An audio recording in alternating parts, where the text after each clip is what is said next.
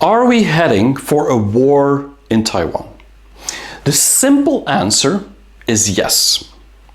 But the world cannot afford a war in Taiwan, which could expand to a global war, or at least a global crisis never seen before. And so the answer is no, there will not be a war in Taiwan. But the question is, can we prevent a war in Taiwan? So last week I made a video about why Taiwan is the missing piece of the puzzle that China needs to reunify and rejuvenate the whole China. Now in this part 2, I'm going to talk more about what could lead potentially to a war and what has happened since 1972. But first, maybe a recap of last week. I mean, is China or is Taiwan, the Taiwanese island, has it ever been part of China? The simple answer is before 1895 it was part of the Qing dynasty. After that it was part of the Japanese until 1945, and then the Republic of China, which was established in 1912, fled to Taiwan Island in 1949 after they lost the war with the communists, the civil war with the communists. The People's Republic of China was then established in the mainland, and in Taiwan we had the Republic of China. And the reason there's one China and not two Chinas, one China, one Taiwan, is because both the mainland claimed that Taiwan was part of the Greater China, as well as Taiwan for a long time until the 80s thought that they were going to recapture the whole mainland with probably the help of the US. And so this is the short story. We've then seen in the last video that I made that the first communique by Richard Nixon that was signed was really to improve the relationship between China and the US. And this was all about confirming that there's only one China and that Taiwan is part of China, and that this question between Taiwan and the mainland will be settled by the Chinese or between the Chinese themselves, and it should be peaceful, but on top of it that the US will not keep sending, or actually it will draw its forces from Taiwan so that the peace can be established. This was because of the problems of communism that the US had in the region, with the Vietnam War, with the Soviet Union, also with the Chinese, of course, Communist Party that was becoming bigger and more important. And so this was an agreement, and in exchange for that agreement, Taiwan was made expandable for the US, and they wanted and the US agreed that Taiwan would be part of the one China, and ultimately this was to support China in keeping its culture, keeping its history going, and reuniting Taiwan back with the mainland, specifically to avoid that there would be a military base in Taiwan that would threaten the mainland. So all very simple. What happened then afterwards is in 1979, just a couple of years later, Jimmy Carter actually signed the second communique, and this was really the first time that there was real diplomatic relationships between China and the US. I'm talking about the People's Republic of China. Now, this was important because in 1979, Deng Xiaoping had started to open China, and so this was the moment where the world would actually have China as part of all the agreements, or many agreements, but also of trade globally. And so this was the start. And they made the same commitments as in the first communique, but they added things that either side would not become a hegemony for the world, which of course the US did, but that was kind of agreed in 1979, and that there is but one China and Taiwan is part of China. And then in 1979, what you had is that Carter had a lot of pushback from Congress, and so he signed a second agreement, not with China, but with the Congress, which is the Taiwan Relations Act. And this is really, it said that the future of Taiwan will be determined by peaceful means, which was part of the first one, but adding to that arms delivery to have Taiwanese defend themselves against the mainland, should it not be peaceful, that they could defend themselves. And that Washington would resist any sort of force that would jeopardize the security, the social and economic system, and that of the people of Taiwan. And so basically what that means is that Washington would not intervene, the US would not intervene in any conflict between China and and Taiwan, or People's Republic of China, and the Taiwanese government. And the reality is that they were willing to send arms to make sure that Taiwan would not be taken by force. So this was kind of like a strange situation. What happened then later in 1982 is that under Ronald Reagan, he said clearly he wants to withdraw from Taiwan with all the arms and weapons and basically not have too much military, and that he has no intentions, or the US has no intentions, of infringing on the Chinese sovereignty and territorial integrity, or pursuing what is called the two Chinas, or one China, one Taiwan. So very clear, Reagan with Deng Xiaoping, I mean, they agreed on the third communique, which is the communique that China really keeps as sacred. They agreed there that there is only one China, and that the Beijing is actually the legitimate and sole representative of that one China.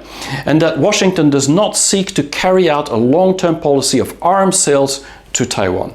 But again, the same happened then. What happened is that he got pushed back as well.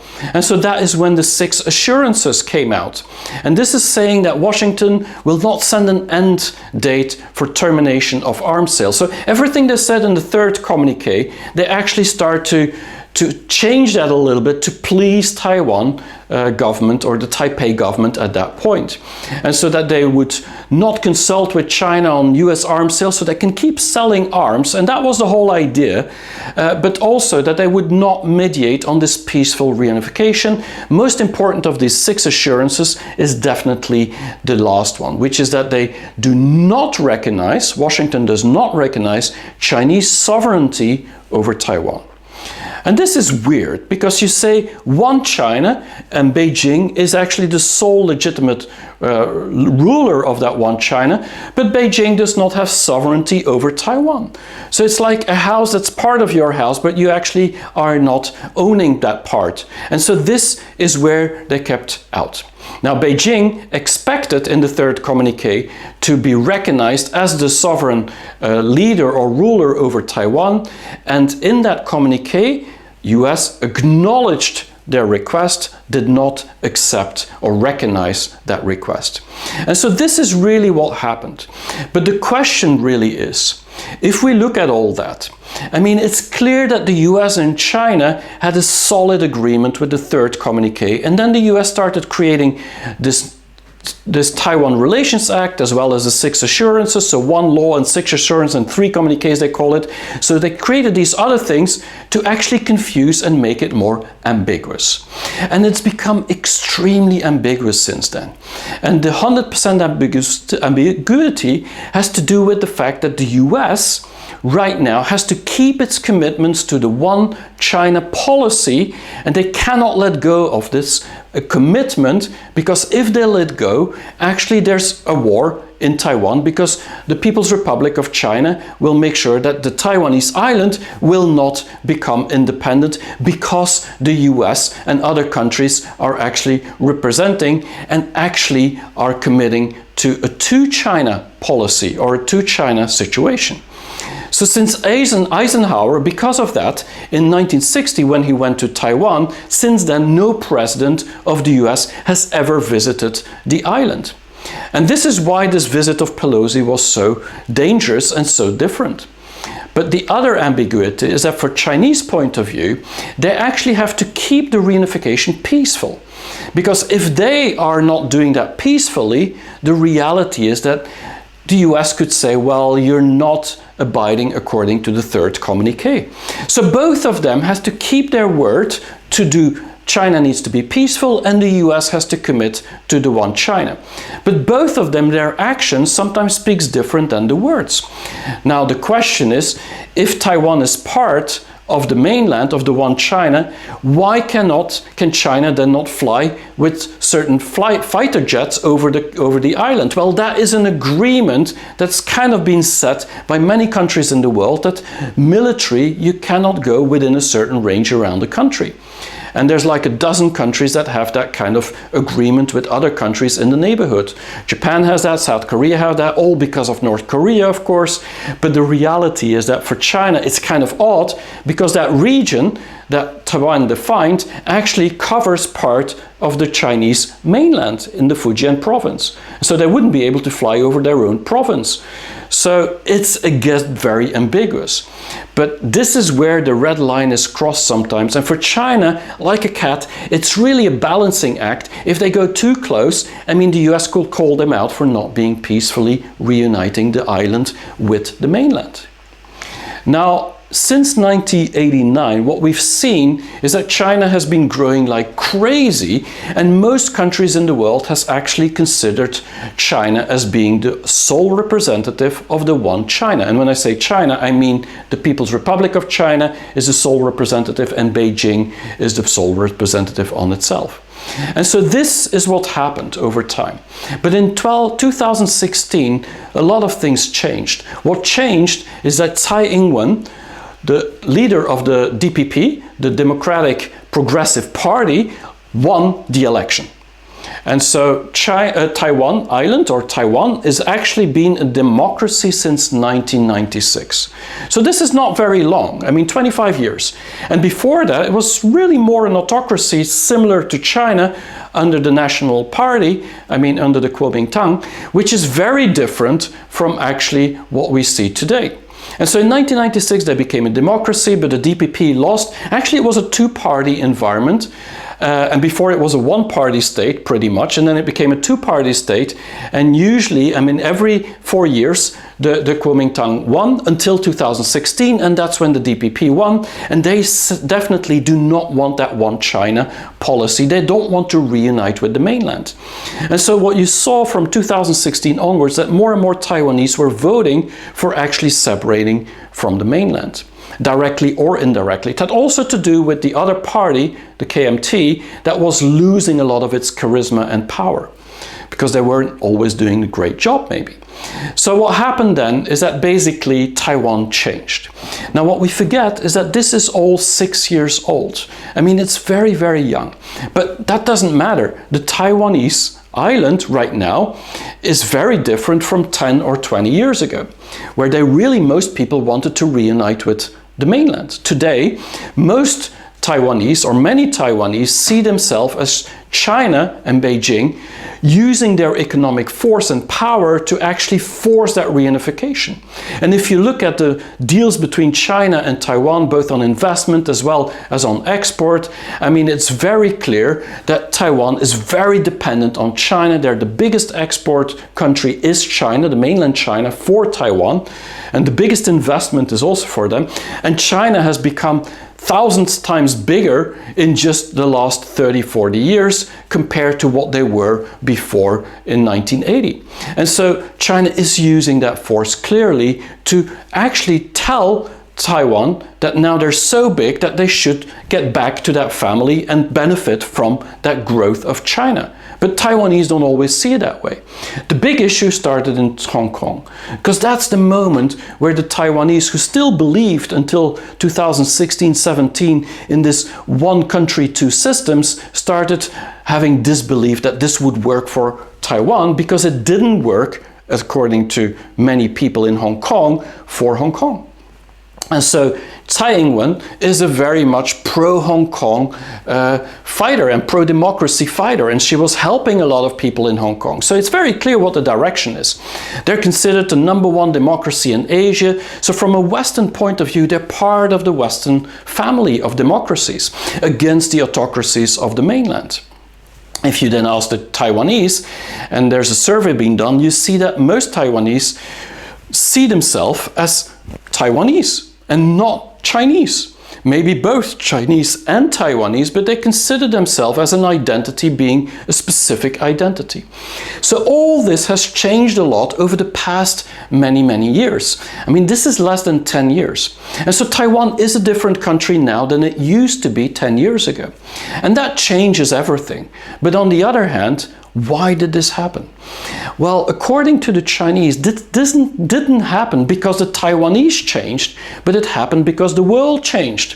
And the world changed, and we know all about that since 2017, where Trump really saw China as the biggest threat of the world, and the mass media was talking about it. It changed because the pandemic did not allow the Taiwanese and the rest of the world to travel to China to see the good things that China did, and it was all about the bad things that China did. So the stories became very, very negative. And it's also the military buildup of NATO in Europe because of the war in Ukraine now recently, but also because they're building up that power, that military power in the Asia Pacific. And so from a Chinese perspective, what has happened is that Taiwan didn't change, or the Taiwanese didn't change, but the world changed, and that influenced Taiwan to have a different perspective. Now, what the cause and result is doesn't really matter. The reality is that the Taiwanese feel very different now than they feel many years ago. And China, the mainland, and Beijing should take that into account.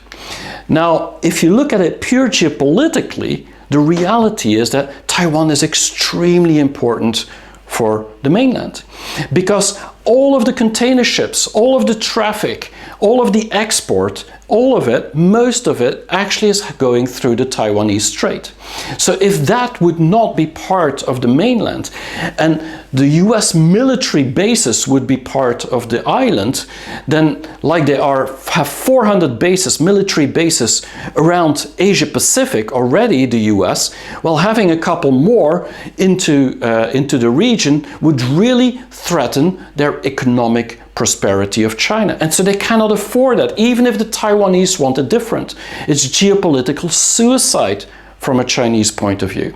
And that's something we forget. And the US already has a lot of bases in Japan and South Korea, but that doesn't influence as much the economic pathway that they need to get their container ships everywhere at the world. But what happened was that Nancy Pelosi visited Taiwan just a couple of weeks ago, beginning of August.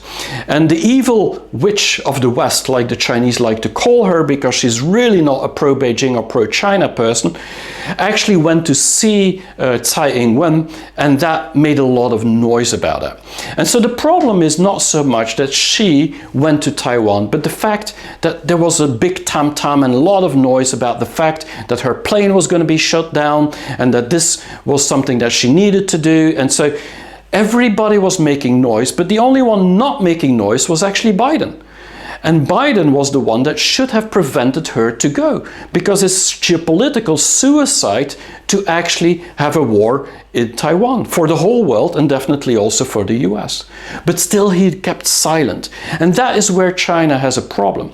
If the third person in command after Kamala Harris and Joe Biden, Nancy Pelosi, is actually visiting the island, even if it's allowed to do it, I mean, she should not have done that. Or Biden should have pressured her not to go.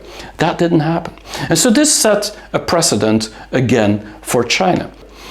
But from a Chinese perspective, it's very clear she had no right to go because she crossed a red line. Of course, she's the Speaker of the House. I mean, she individually has every right to go, but that is the real problem. From a Chinese point of view, no person in the government would be allowed to make such a decision without top politicians actually their approval. But in the US, because we're a democracy, or the US is a democracy, everybody has every right. But what if that doesn't benefit the government or the country itself, or it harms it even? Is that still a right? Well, it seems that's the story that we keep up in the West, and China doesn't buy that story. Now, the problem is that China considers actually this visit as a sign that the world will now see who the bullies are and playing a game under the US hegemony. And so the whole idea of many Chinese and the governments is always like, finally with the visit, it's very clear that the US is bullying China and wants this war. Now, the reality is that most of the Western world doesn't think like that. So this is a false idea of China, that the Western world would think like that. The rest of the world might think, and some countries might, but most of the Western world doesn't think like that. Same problem on the other side.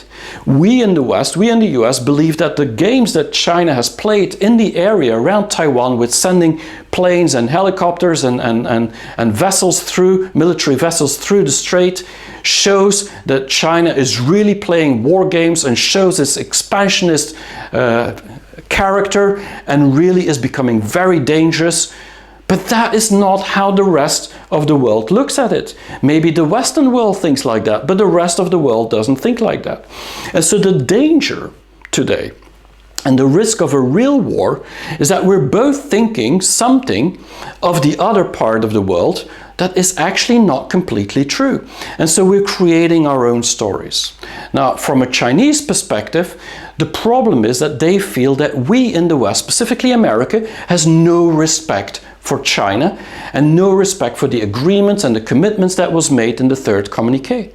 And so if we start by sending Nancy Pelosi and other people to Taiwan, if we start doubting these commitments, for China, it's a sign that they could actually liberate Taiwan by attacking the region, attacking the island, and trying to take it back to the mainland because it's part of the mainland already from a Chinese or one China perspective. On the other hand, Blinken and many people in the US see that actually China is very irresponsible by constantly being assertive with military actions around the island, and so they're not keeping their part of the agreement to keep the peace of peaceful reunification with the mainland. And so both are actually blaming the others to cross the red line. And this is, of course, an ingredient or a perfect cocktail for a war, because both are blaming that they're crossing the red line. So what is the real danger these days? Well, the real danger is that the assertiveness, military assertiveness of the People's Republic of China in the Taiwanese or the Taiwan Strait is becoming a new normal, which means that there's a lot of tensions being built up. And what we've seen over the past weeks, which was exercises for about 4 or 5 days, might repeat itself, which could disrupt the whole Taiwanese economy on itself and feel like they're threatened by Beijing. The result of it is that the new reality for Taiwan is that they need to start looking at defending themselves, and that also means actually a change in how the Taiwanese look at the future. What I believe is going to happen is that we're going to have a new silence again. And this could take months, maybe a year again, between many parties, between the US and China and maybe other countries. And the result of that is that tensions could rise, and we're going to again make some new assumptions based on what we believe and not based on the talks that we have. And that has been the problem between China and the US as well. Sometimes you need to meet face to face, and that new silence is starting again.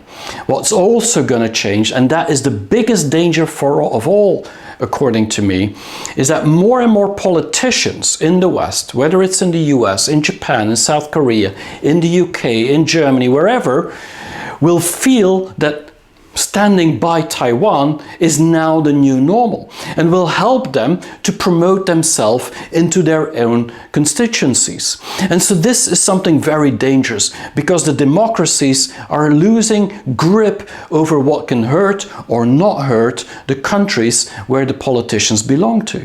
And so I think this build-up of new politicians wanting to actually show that they are fully standing behind Taiwan could actually be the biggest challenge to deal with in the future. If you ask the Taiwanese, because that's ultimately the biggest importance of this, what you see is that most Taiwanese until recently did not believe that there would be a military conflict. This is back in October. Now we've seen the same in Ukraine, so that is no guarantee that it won't happen. But if you look at the Chinese side, if there would be a military confrontation or conflict, it's clear that China's weight on the military side is like 10 times bigger than Taiwan. And so probably if there would be a war, and that's where many Chinese believe that they're actually quite powerful, it wouldn't last as long as what we see in Europe. And so this is really very, very dangerous. But thinking about the fact that the Taiwanese don't expect it is not unimportant as a fact. What's important also is that most Chinese, they still want to have this peaceful reunification. But they're worried that the US and other countries in the West, these democracies that are fighting against the autocracies, are now trying to use Taiwan actually to win their own fight, individually or as a country. And so this might not be peaceful because the room for peacefulness might go or fade away. Now, if you think about the world, and I think that's the biggest danger, is that we are starting in the world, in the West, to expect a war in Taiwan. And if you start expecting things, just like we started expecting a war in the Ukraine, we all know that typically the war comes there. Now, a very different story between China and Russia and Ukraine and Taiwan, but the reality, the more people that expect it, the more danger people are taking in order to get to that goal that they expect anyhow. And so I'm very concerned about this becoming a new normal, that we expect the war, and because of that, it actually will come. And why would that come? Because the tensions grow and an incident is very quickly done. And so what I do see will happen is that we'll see a de-escalation very quickly from a geopolitical point of view, where many countries are going, specifically in Asia, but also between China and the US, are going to try and tone it down in the way that they start up conversations again, and they try to avoid a war that would actually be disruptive for the whole world. But at the same time, these are words and these are talks. What I do see is that the actions will be louder and louder, and we'll see escalations. We'll see more and more escalations in the Taiwan street, probably because more and more politicians and people of importance are going to visit the island, stand by Tsai Ing-Wen and stand by the people that actually want the separation of Taiwan.